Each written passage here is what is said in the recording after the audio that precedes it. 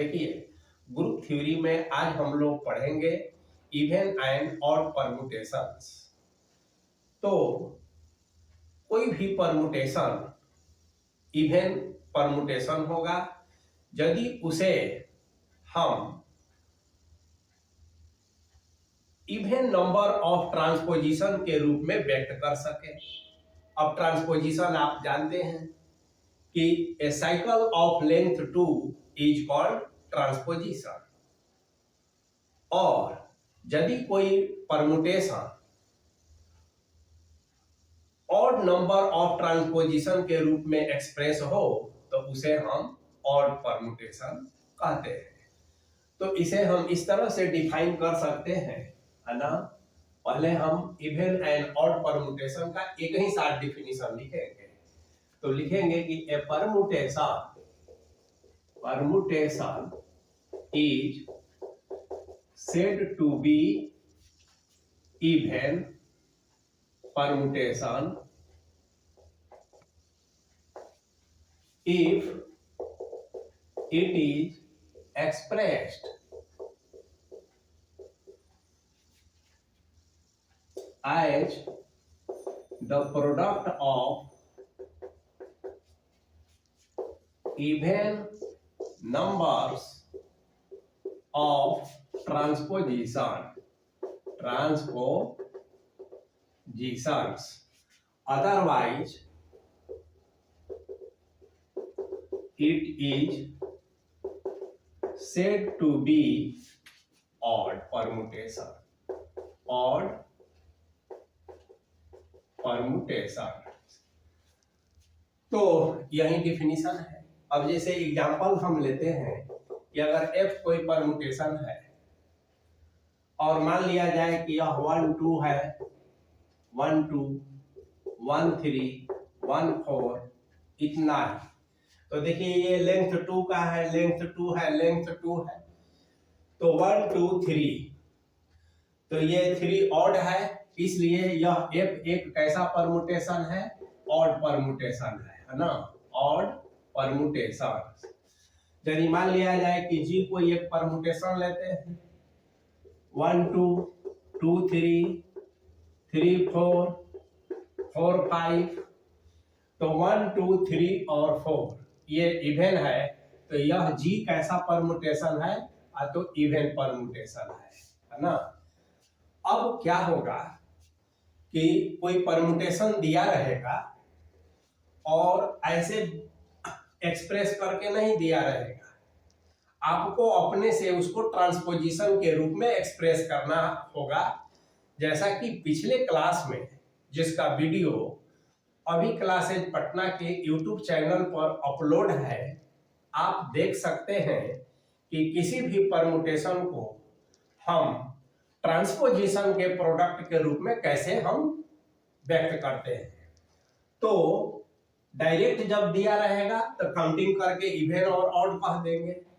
यदि डायरेक्ट ऐसा एक्सप्रेस करके नहीं दिया रहेगा तो हम ट्रांसपोजिशन के रूप में एक्सप्रेस करना जानते हैं, काउंटिंग कर लेंगे कि इवन के रूप में या ऑड हो रहा है। अब हर परमुटेशन इवन हो अथवा ऑड हो ये जरूरी नहीं है। ऐसे भी परमुटेशन होंगे कि जो ना तो इवन होंगे और ना ही ऑड होंगे। तो इवन ऑड परमुटेशन ठीक उसी तरह से है जैसे 11th 12th क्लास में आप इवन एंड ऑड फंक्शन पढ़े हैं। कोई भी फंक्शन इवन होता है अथवा ऑड होता है, लेकिन हर फंक्शन ना तो इवन होता है और ना ही ऑड होता है, ऐसा भी फंक्शन होता है। अब देखिए, जब हम इवन और ऑड परमुटेशन के बारे में सीख गए तो अब इससे रिलेटेड कुछ और भी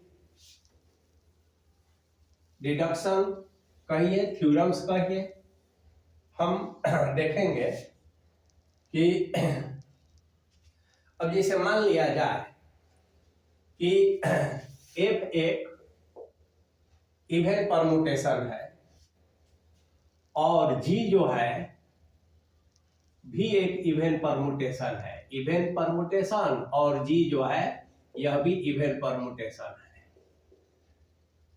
तो 2 परमुटेशन हो गया।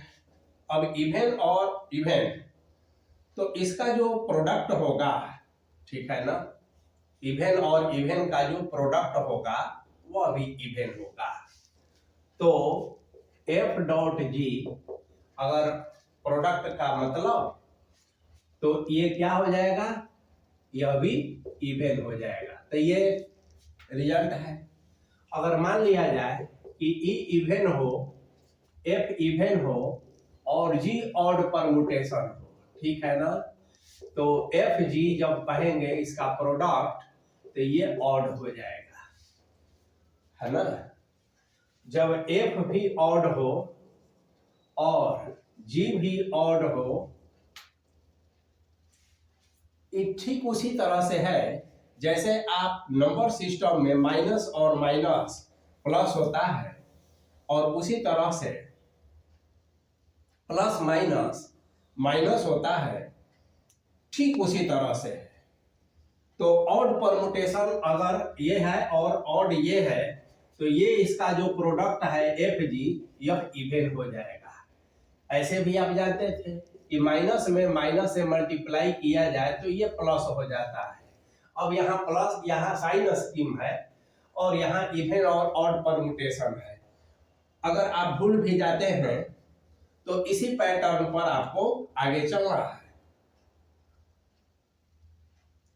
देखिए, अगर मान लिया जाए कि एफ एक इवन परमुटेशन है ना, तो इसका इनवर्स माने एफ इनवर्स भी इवन परमुटेशन ही होगा, ठीक है। यानी कि इवन परमुटेशन का इनवर्स इवन होगा, और उसी तरह से यदि जी एक ऑड परमुटेशन है तो जी इनवर्स भी ऑड परमुटेशन होगा।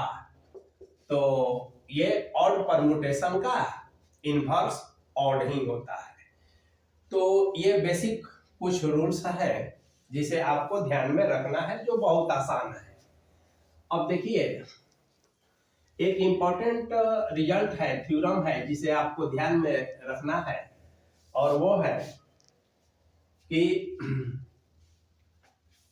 यहाँ थ्योरम का प्रूफ नहीं, केवल थ्योरम का स्टेटमेंट याद रखना है कि यदि फैक्टोरियल n परमुटेशन हो, ठीक है, तो ऐसे लिखिए, ऑफ फैक्टोरियल n परमुटेशन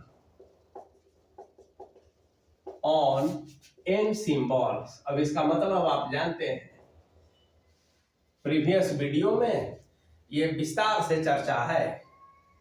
अब इसमें से क्या होगा कि n बाई 2, तो हाफ फैक्टोरियल n, ठीक है ना। जैसे n सिंबल्स में का मतलब है कि एक सेट में n एलिमेंट्स है, और उस सेट से जो हम परमुटेशन बनाते हैं तो number of permutation factorial n हो जाता है, आप जानते हैं। अब जितना फैक्टोरियल n परमुटेशन होगा उसमें फैक्टोरियल n का जो हाफ है वह इवन होगा। तो 1/2 factorial n are even and 1/2 factorial n are odd. तो ये एक इंपॉर्टेंट डिडक्शन हुआ जिसे आपको ध्यान में रखना है। अब देखिए, अब ग्रुप का फॉर्मेशन तो आप जानते हैं। तो group of all even permutation of degree n, यदि हम कहें group of all even permutation on degree n, इसका मतलब ये हुआ कि एक सेट जो है वह इवन परमुटेशन का सेट है। एक बाइनरी ऑपरेशन ले लिया जाए, मल्टीप्लिकेशन, तो the set of all even permutation forms a group with respect to binary operation as a multiplicatively या मल्टीप्लिकेशन। तो ग्रुप का फॉर्मेशन आसान है, आप ये जानते हैं। तो इवन और ऑड परमुटेशन के बारे में आपने पढ़ा।